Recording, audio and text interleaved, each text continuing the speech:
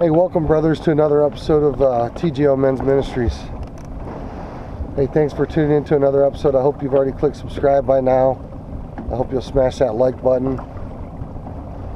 Hey, this past week, I think it was Wednesday, I was reading in my morning devotional readings. I came across one of my favorite passages in the book of Romans.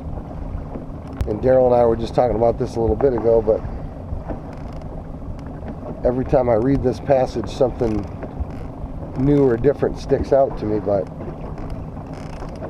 Romans chapter 12, verse 1 and 2 states, "Therefore I urge you, brothers, by the mercies of God, to present your bodies a living and holy sacrifice, acceptable to God, which is your spiritual service of worship.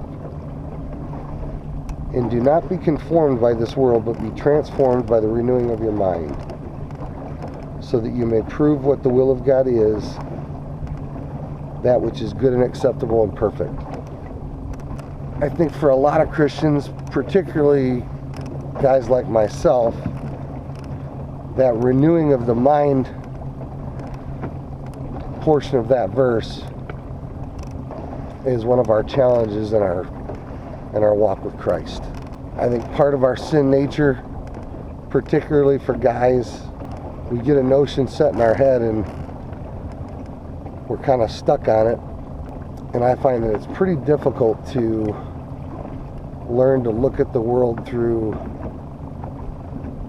the lens through which God looks at the world. And I'm pretty convinced that's where the renewing of the mind portion comes in there. Would you say it's safe to say that your Christian world outlook is a whole lot different today than it was 30 years ago? Yeah, I'm asking you. Absolutely. 30 years ago, I knew all the answers, and I figured I thought I had it all figured out. But it's changed quite a bit since then. Would you say that the things that you thought were important about faith are somewhat different today than the things that you thought were important 30 years ago? Absolutely.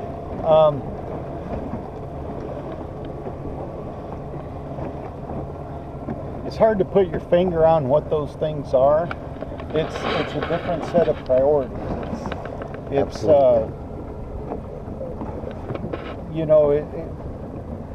it becomes 30 years ago, it was like an idea to me. This was what was going to happen in the future. This was how I was going to try to live my life in the future. And over time, it was replaced by an idea of this is how I live today. This is what I do. I finally had those challenges, and my faith has been put to the test a lot of times, and on a daily basis. And so it wasn't an idea anymore. It was very practical. And I guess that was probably the biggest thing that made it different. It became more practical and more personal. Yeah, I think one of the things that resonates to me that you just said, 30 years ago when we were both fresh out of high school, young know-it-all Bible scholars,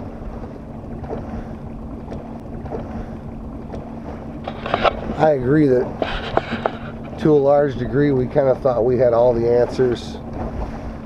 We kind of thought we kind of had our theology in a box and knew how to make everything fit right in our box. And the things that didn't fit in the box, you just sort of ignore them or push them aside, or they're not important. They can't possibly be important. Right. There are still things that don't fit comfortably in my box as far as my theology goes. But like you say, at 20 years old, 1990, for you, you'd have been 21. In 1990, my faith had never been tested.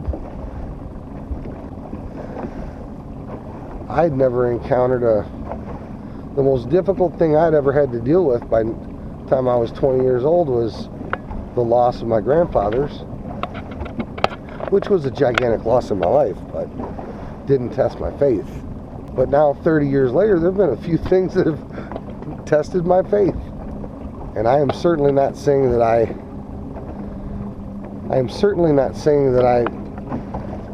comfortably now see the world through the same lens that God sees the world through. But I think I've made some pretty big steps in that direction. There are things about the world there are things that happen, or things just about the world in general, that just make me downright angry. And my old way of looking at things as a young believer was things that made me angry probably made God angry too. Because I love God and I was made in His image. So He has to be angry about the same things I'm angry about. And I've come to realize that is incredibly arrogant thinking. And there are things that make God angry that should make me angry and don't. And there are things that do not make God angry that make me angry because I'm not quite on the same page with Him yet. Any thoughts to add to that? Well, yeah, along the same lines as, we're talking about in Romans, we're talking about, Paul says, be transformed. Don't be conformed to the world by renewing of your mind. And we talked about all of those times where our faith was tested, or we went through a huge struggle, or just didn't know what to do. Well, that's how God lots of times shapes and helps us to transform our way of thinking. There was a time where all of the answers that I had when I was 20, well, it wasn't very long until there were some questions that those things didn't answer anymore. And I had to turn to faith at a more personal level with Christ. And so yeah, 30 years later, I guess if you want to call it keeping score, yeah, it's we use a different point system now. We don't keep the score the same way as we used to.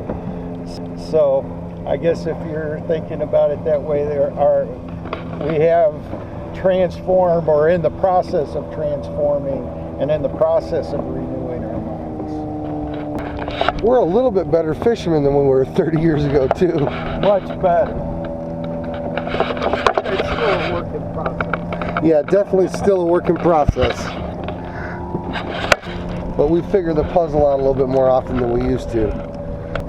Friends, I hope something about this short message resonates with you.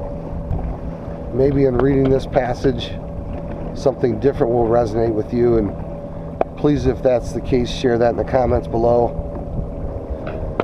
Hey, don't hesitate to reach out via email. Just drop us a line, let us know that you're praying for Team Jesus Outdoors. If you're struggling with something in your own faith, don't hesitate to reach out and ask us to pray with you or help you work through something in your own mind. But friends, thanks for being a supporter of Team Jesus Outdoors. God bless. Tight lines. We'll see you guys on the water.